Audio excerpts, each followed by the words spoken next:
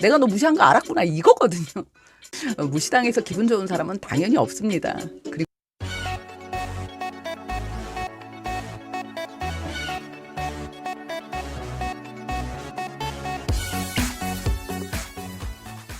뭐 어제까지도 별로 그렇게 특별한 일이 없었던 사람이 오늘 나를 스쳐가면서 날 무시하고 지나갑니다.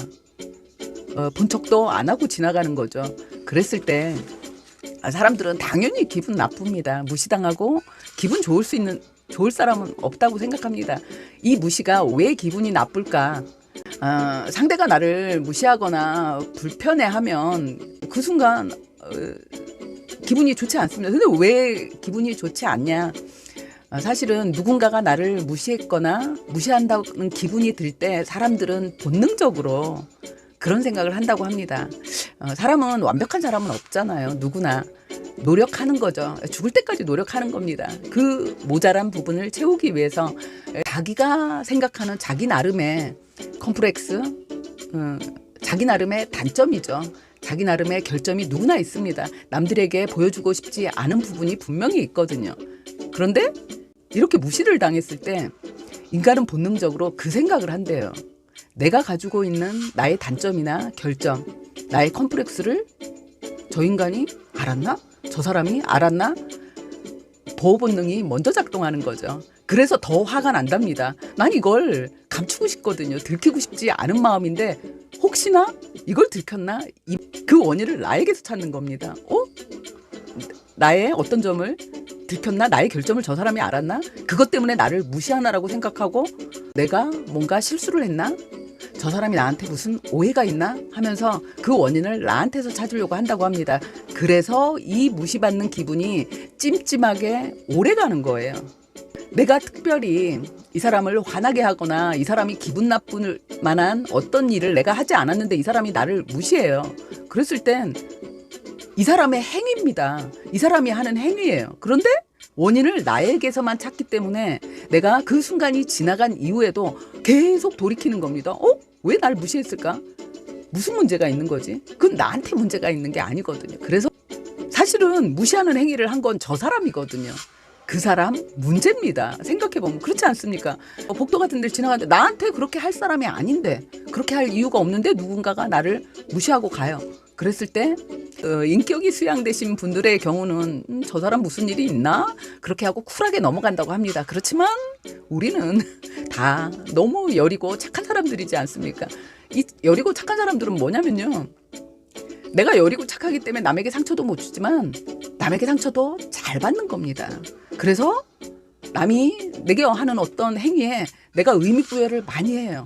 그 의미부여를 많이 하는 건 앞에서 말씀드렸다시피 나의 어떤 열등감을 내가 감추고 싶은 어떤 부분을 저 사람이 받나 하는 걱정부터 내가 뭔가 실수를 했나 하는 생각, 그리고 내가 그게 없어요. 그런 타당한 어떤 이유가 없을 때 복수심을 갖죠. 이 복수심이란 뭐냐면 네가 감히 날 무시해? 그래, 너도 내가 무시해줄게. 이런 마음 먹게 되거든요. 그런데 이 마음을 먹고 있으면요, 내가 힘들어지는 거예요.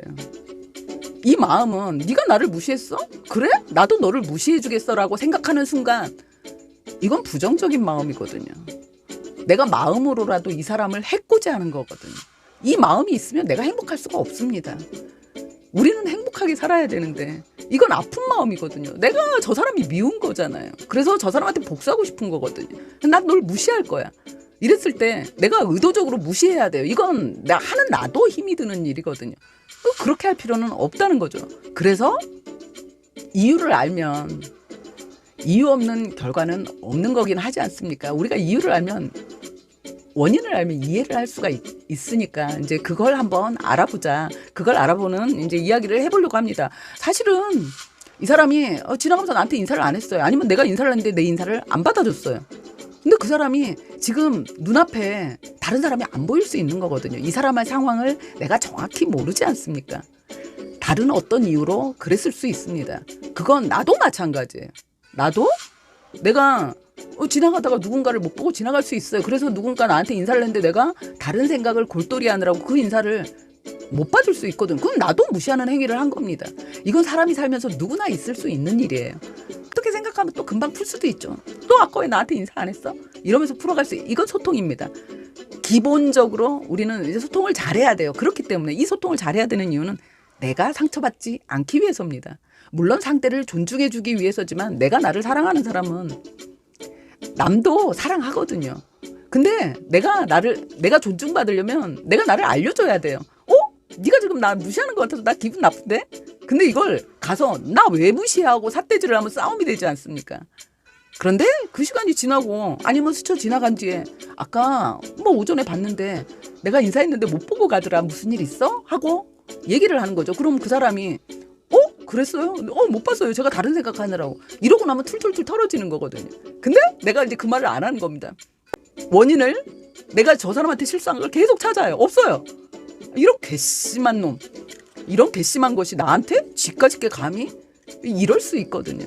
근데 이거는 이런 마음을 품어봤자 결국 내 마음을 아프게 하는 거고 아니 저 사람도 내게 미움을 받는 사람이 되지 않습니까? 그래서 우리가 이제 얘기를 하고 소통을 해야 되는데 그러면 이 사람도 자기가 모르고 했던 거니까 미안해요. 모르고 지나갔어요 라고 얘기를 할 수 있겠죠.